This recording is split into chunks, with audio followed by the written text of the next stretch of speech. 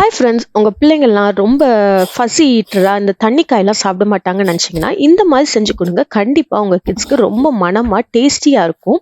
So first இதுக்கு புடலங்காவை நல்லா feel பண்ணிவிட்டு உள்ள சீட்ஸ் எல்லாம் ரிமூவ் பண்ணி நல்லா ஃபைனாக சாப் பண்ணி எடுத்துக்கிட்டேன்.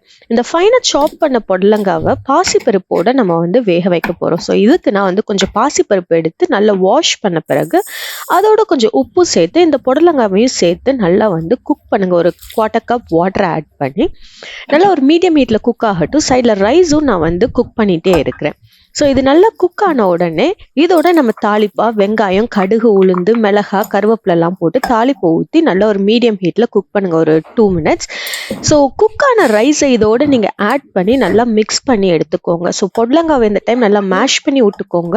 அண்ட் ஃபைனலாக கொஞ்சம் கீயையும் ஆட் பண்ணி நல்லா லூஸாக நீங்கள் பேக் பண்ணிங்கன்னா உங்கள் கிட்ஸ்க்கு சூப்பராக நல்லா டேஸ்டியாக